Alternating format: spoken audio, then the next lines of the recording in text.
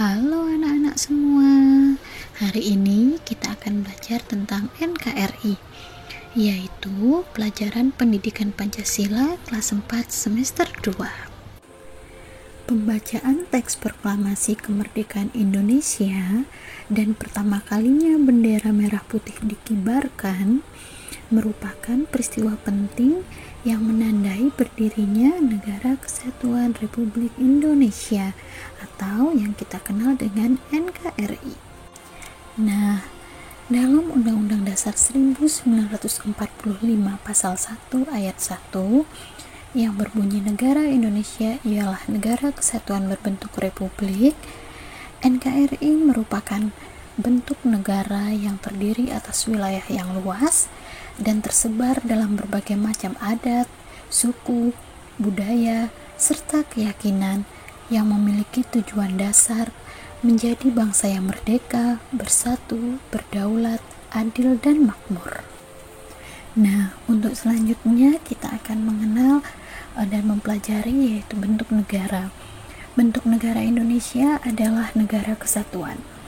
Dan sistem pemerintahan NKRI adalah pemerintahan presidensial, yaitu yang kita kenal atau yang kita tahu bahwa Indonesia atau NKRI dipimpin oleh seorang presiden. Dan bentuk pemerintahan Indonesia adalah republik. Selanjutnya kita akan sama-sama belajar mengenal dan memahami apa sih karakteristik NKRI sendiri. Karakteristik wilayah Indonesia. Indonesia sendiri terletak di antara benua Asia dan benua Australia, yang juga terletak di antara Samudra Hindia dan Samudra Pasifik. Wilayah Indonesia terdiri atas ribuan pulau, atau yang dikenal juga dengan negara kepulauan. Setiap pulau menyimpan sumber daya alam. Letak geografis Indonesia pun menyebabkan wilayah Indonesia memiliki keanekaragaman flora, fauna, dan mineral yang sangat kaya. Nah, anak-anak bisa melihat peta di sebelah ini letak dari Indonesia sendiri yang diapit di antara dua benua dan dua samudra. Selanjutnya, kita akan sama-sama belajar mengenai apa sih fungsi dari NKRI sendiri. Yang pertama, melindungi segenap bangsa Indonesia dan seluruh tumpah darah Indonesia, memajukan kesejahteraan umum, mencerdaskan kehidupan bangsa, melaksanakan ketertiban dunia yang berdasarkan kemerdekaan, perdamaian abadi, dan keadilan sosial. Nah, anak-anak, setelah tadi kita belajar dan memahami tentang fungsi NKRI, sekarang kita akan belajar tentang faktor yang memperkuat keutuhan NKRI. Apa saja sih faktor-faktornya? Yang pertama, Sumpah Pemuda. Sumpah Pemuda yang kita peringati setiap tanggal 28 Oktober. Yang kedua, Pancasila. Dan yang ketiga, Bhinneka Tunggal Ika. Nah, anak-anak, sekarang kita akan membahas tentang ancaman-ancaman yang dapat merusak keutuhan NKRI. Apa saja sih ancaman-ancamannya? Yang pertama, faktor dari dalam negeri, yaitu pemberontakan, hasutan, pemecah belah bangsa, isu sara, dan berita hoaks. Yang kedua, faktor dari luar negeri, seperti ancaman militer, ancaman terhadap ideologi, ekonomi, sosial, dan budaya.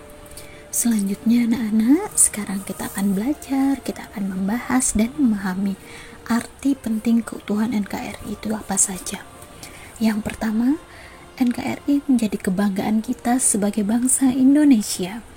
Yang kedua, menjaga persatuan dan kesatuan yang telah terbina, memanfaatkan kekayaan budaya dan kekayaan alam bagi kepentingan seluruh rakyat, menumbuhkan sikap nasionalisme dan solidaritas, menghargai jasa pahlawan, memperlancar proses pembangunan nasional, mencegah dampak negatif era globalisasi, dan yang terpenting mempertahankan ideologi negara.